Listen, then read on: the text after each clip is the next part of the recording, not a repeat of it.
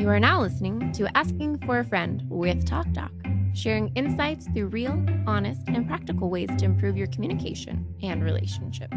Featuring your hosts, Dr. Pamela Kreiser, Meredith Edwards Nagel, and Teighlor Polendo. This is another AFAF Rewind. We're looking at episode 59, Anger Management, Tame Your Temper. And it was with Christopher Faris and Carrie Johnson. Two, I want to say podcast legends because we just love having them on so much. Yes.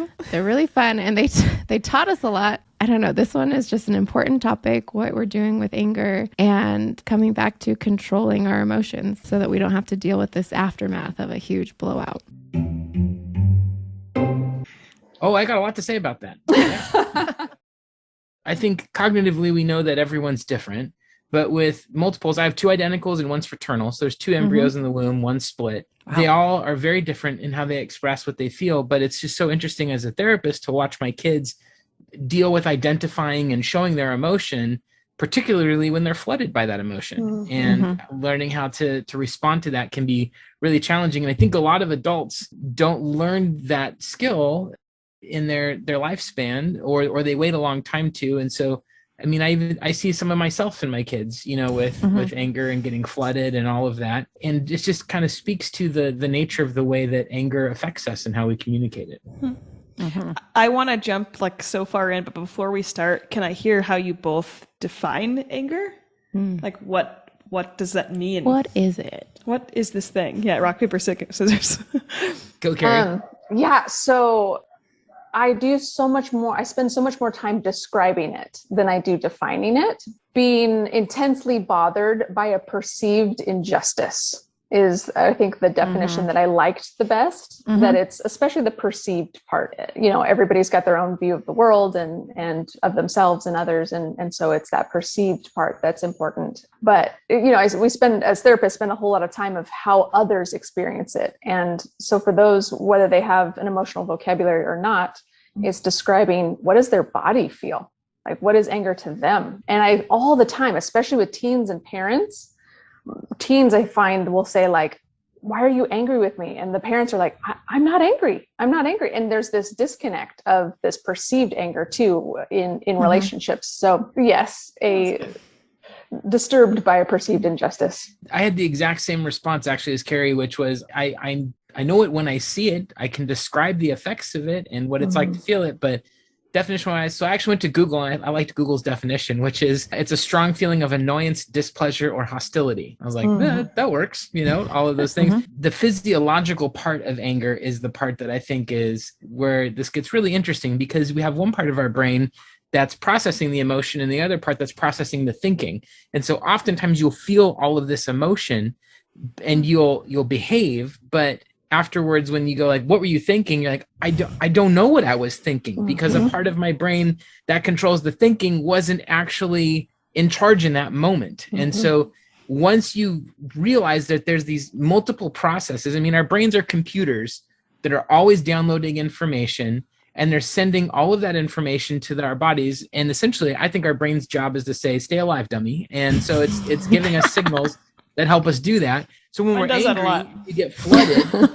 There's all this physiological response, all this fight, flight, or freeze stuff. You can read every book and get every good piece of advice and all of that. But if you ignore what's happening in your body, it's really not going to do much, because the part of your brain that uses all those tools is overridden in that moment. You know, there's some offense you got to play before you do some defense.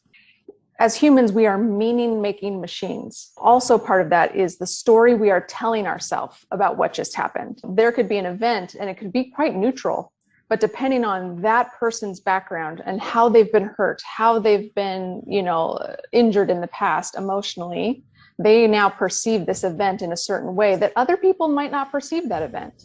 To Chris's point, our body reacts before even our thinking brain is able to like think, okay, is it wise to punch this person in the face? You know, like what are the consequences of my actions here? Our body tells us something before even our thinking brain tells us. Like we often think of the brain as one cohesive unit, but really it's parts that communicate with each other. And some parts, you know, are slower than others, and not all parts of the brain are smart, to be honest. You know, like Chris said, one part is just to keep you alive.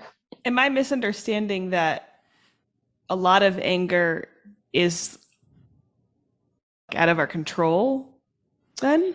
The feeling is yes. The impulse, yes. What we do with that anger is well within our control. So it's the experience sensation is Correct. What's not? Correct. Agreed. Is it Yeah, the agreed. next part that we have control over then? Yes. In fact, I listened to your last week's podcast, and I feel like this connects to it so well, because you talked a lot about regulation. You are not bad for feeling angry about something. Even if later you're like, why was I angry about that? That was so dumb. You're not bad for it. I have a lot of clients that feel shame for what they feel. You feel what you feel. It's really not in your control, but what you do with it is. Right. So I think, tend to have a very kind of negative association then with anger. Mm-hmm. Is it good ever? And if so, why? All the time. Emotions in and of themselves aren't good or bad. They are. Anytime I feel something, one thing that I've loved about how I've, my own personal growth that's really been helping me is to be more curious and less condemning of what I feel. So meaning is ascribed to things because of emotions. If I feel angry because of an injustice, real or perceived, that's because there's meaning in that experience. It would be a right response, if anything, to feel angry about that injustice or whatever the thing might be. You have to look at the emotions as there's meaning that's attached to all of this stuff. If we perfectly could always turn off our anger at any moment, that might be really unnatural. But every time I feel anger, even if I well up with rage, it still does not give me permission to exact that feeling physically or by harming others or breaking things, etc. There's serious consequences to all of that. I love what Chris says here, learning to get curious and be less condemning towards himself. I thought that was really powerful. So check out episode 59 with Christopher and Carrie. Once again, thank you for joining us today. Please remember to rate, share, and subscribe to our podcast. And thank you for listening to Asking for a Friend. Let us know what you thought of the episode. Our email is hello@afafpodcast.com. This show is for educational purposes only and is copyrighted. Written permission must be granted before syndication or rebroadcasting. Thanks for listening to Asking for a Friend with TalkDoc.